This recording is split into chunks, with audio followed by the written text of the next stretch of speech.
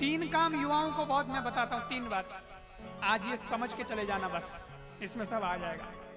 एक, ज्यादा से ज्यादा ज्ञान प्राप्त करो। ज्ञान प्राप्त करने के लिए पढ़ना पड़ेगा, मेहनत करनी पड़ेगी, ठीक है? खाली फोटो पोस्ट करने से कुछ नहीं होगा, तो पढ़ना। जितने युवा बैठे वो हाथ खड़ा करें एक बार कि कितने युवा बैठे हो इस कथा में। इधर युवतियां, लड़कियां, बच्चियां, देखो कितने बैठे हो हैं, इतने युवा बैठे हैं। बुजुर्गों का तो आशीर्वाद है ही, उनको तो मैं प्रणाम करता हूं, उनसे तो मैं ही आशीर्वाद लेता हूं कि आप लोगों का तो हमें आशीर्वाद चाहिए, क्योंकि मैं आपके बेटे के जैसा हूं, मैं पोते के जैसा हूं। लेकिन मेरे कितने भाई, कितने साथी बैठे हैं, चलो हाथ खड़ा नीचे कर दो। अब आप एक संकल्प लेके जाना कि इधर जो पढ़ने वाले हैं स्कूल में कि कॉलेज में या नौकरी की तलाश में और घूम रहे हो, पढ़ाई कर भी ली हो, तो उनसे भी निवेदन करता हूं, दुनिया को अपनी बातों का लोहा मनवाना है। उसके लिए क्या जरूरी है?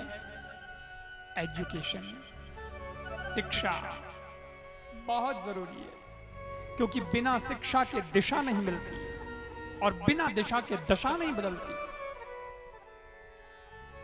तो कृष्ण भगवान भी शिक्षा प्राप्त करने वास्ते गया। यद्यपि वाने कटे शिक्षा प्राप्त करने की जरूरत है, वे तो भगवान आ, पर दुनिया ने संदेश देने वास्ते कृष्ण यूथ के लीडर हैं, इसलिए यूथ आइडल हैं, तो उन्होंने यूथ को यह संदेश दिया है कि खाली सेल्फी लेने से हम युवा नहीं हो जाते, खाली बालों की स्टाइल से कटिंग कराने से हम युवा नहीं हो जाते। आजकल तो युवा वर्ग तो ही समझ लियो छोरा, मैंने कि मैं युवा हूं, मैं क्यों तू की करे युवा भाई, तो कि मारे स्टाइल तो देखो बालोरी, मैं देखो स्टाइल केड़ी, एक साइड तो गाज उगड़ो ने एक साइड हाईवे रोड निकली उड़ी।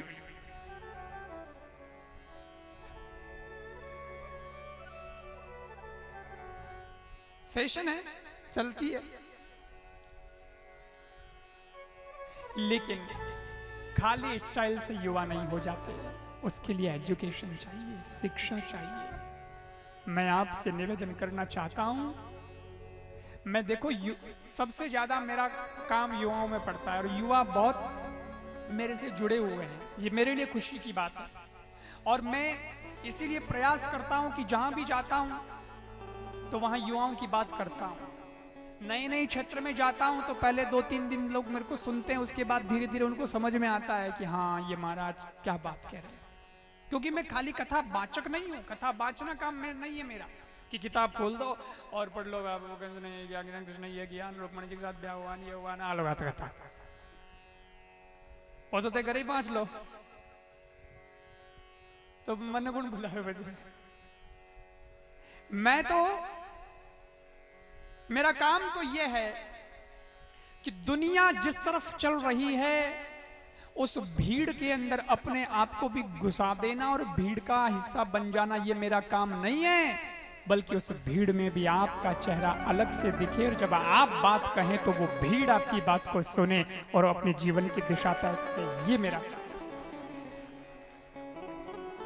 और वो कौन करेगा? वो हम लोग करेंगे यार, अपन युवा है ना, मैं भी आपके साथ में हूं, युवाओं में तो नहीं बड़ो हूं।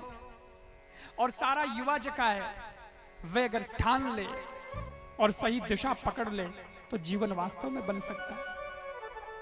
आज का युवा मतलब क्या? आज के युवा का अर्थ क्या?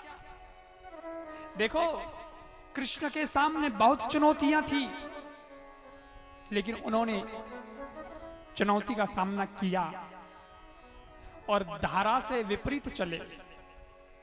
जिस तरफ नदी के पानी का बहाव है, उस पानी के बहाव में साथ साथ तैरना कोई बहुत बड़ी बात नहीं है। एक थोड़ा सा इशारा करना है शरीर को, ऐसे कह लो बाहों में ए गए आगे, फिर थोड़ा सा ऐसा करो फिर गए आगे, क्योंकि वो बहाव ही ले जाता है। मोने बड़े तो नदियां होगी पर थोने तो नदियां हैं, थोने तो अगला ठाई जे भाई, नदी का बहाव जिस तरफ है उस तरफ तैरने में क्या तकलीफ है?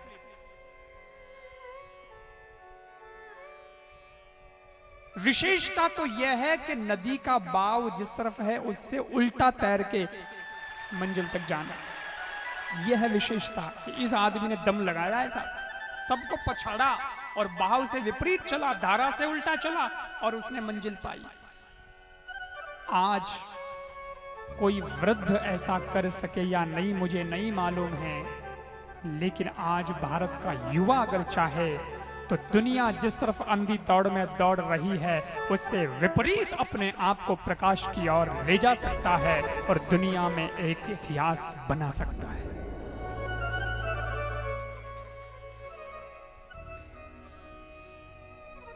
मैं आपसे एक प्रश्न पूछता हूं कि एक तरफ 100 लोग हैं लड़ने वाले और एक तरफ 5 लोग हैं लड़ने वाले, जीतना कौन चाहिए?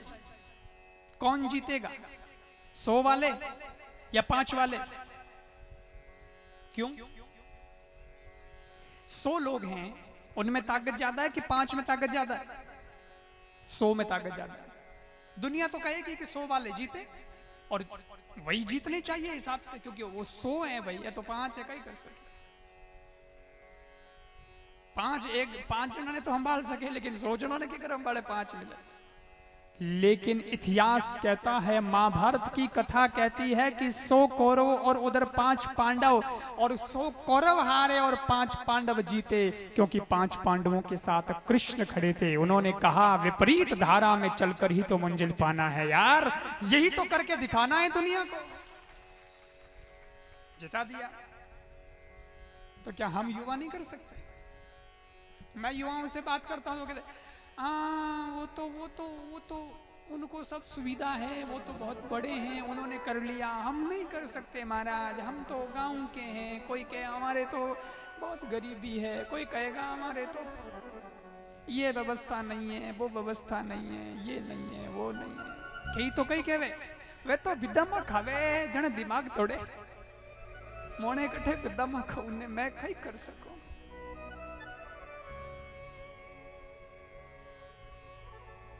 लेकिन आपने ये कहावत नहीं सुनी, अमीर बाप की बिगड़ी औलाद?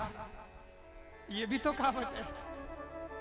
इसलिए हमेशा ये मत सोचो और अपने आप को कम मत समझो कि हमारे पास ये सुविधा नहीं, हमारे पास में ये कमी, हमारे पास में ये कमी, हम कुछ नहीं कर सकते। 5 पांडवों की तरह इकट्ठे हो जाओ और कृष्ण को अपना आइडियल समझ लो, तो दुनिया में दुविधा होते हुए भी, अभाव होते हुए भी तुम दुनिया पर अपना प्रभाव जमा सकते हो। और भारत का युवा कैसा होना चाहिए, लगे हाथ वो भी सुन लो। कैसा होना चाहिए भारत का युवा? कभी कभी समझ में ही नहीं आता कि भारत का युवा, और वो इतना हताश, इतना निराश क्यों है, क्या कारण है? मेरे को एक बात समझ में आई। अभी ये कथा शुरू होने वाली थी, उससे पहले मैं एक बुक स्टॉल पे गया, कुछ बुक्स खरीदी थी। तो मुझे तो कम से कम 1 घंटा लगा वहां पे बुक्स टालने में कि हाँ ये पढ़नी है, ये पढ़नी है, ये पढ़नी है, ये लेनी है, ये लेनी है, और इस स्टाइल की मुझे चाहिए। मैं उसने उसको पूछा तो उसको भी 10-15 मिनट लगे, बेचारा ढूंढ के लाया कि महाराज आपके लायक ये।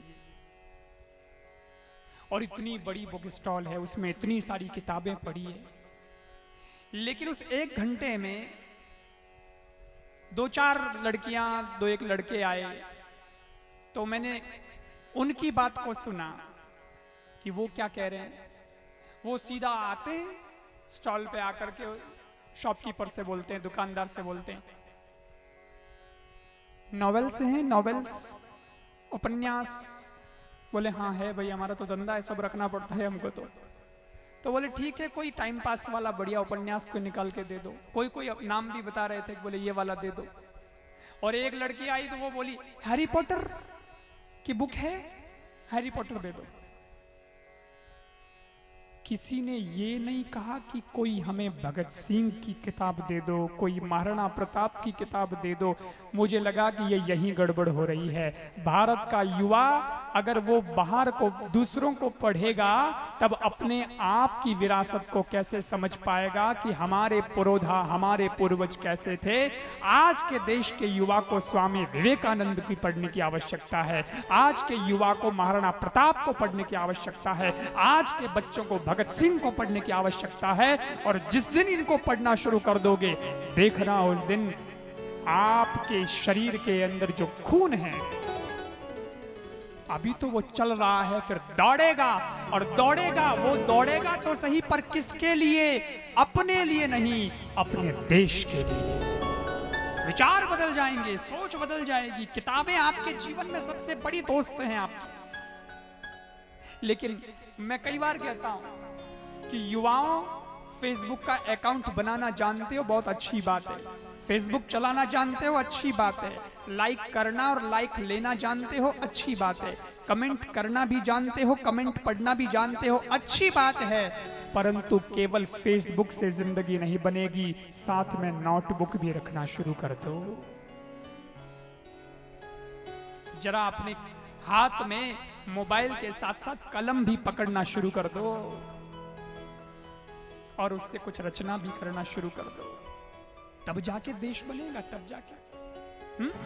हमारे देश की एक बेटी है, उसका नाम है कविता तिवारी। उसने कविता लिखी कि देश का युवा कैसा होना चाहिए। सुनिएगा।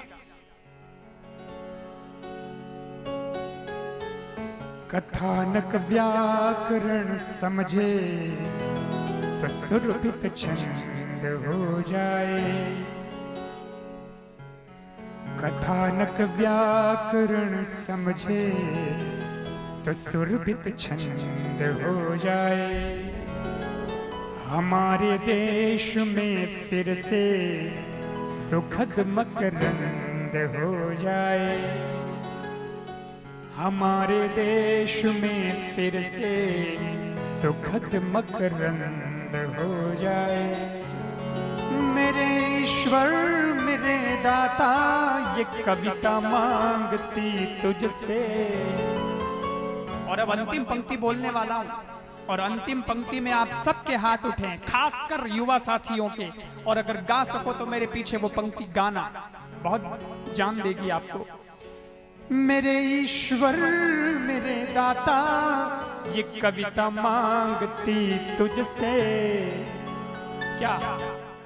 युवा पीढ़ी संभल करके विवेकानंद हो जाए।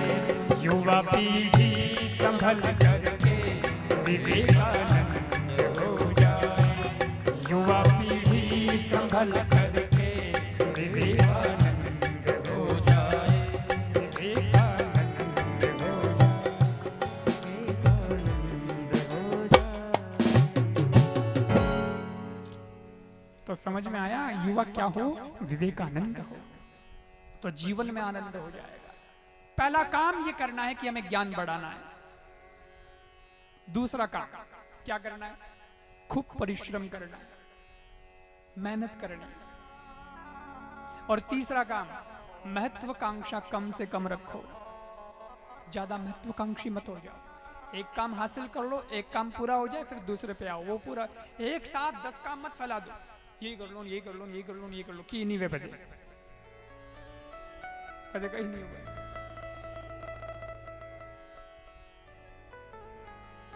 2-2 फीट के 100 खड्डे खोदने से अच्छा है 200 फीट का एक ही गहरा खड्डा खोद दो, तो पानी मिल जाएगा।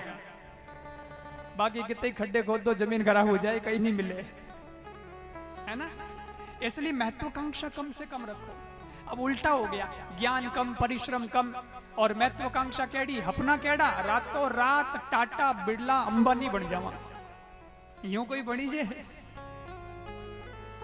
इसके लिए मेहनत करनी पड़ेगी। इसलिए कृष्ण गए पढ़ने। कहां गए? अविंतिकापुरी उज्जैन में।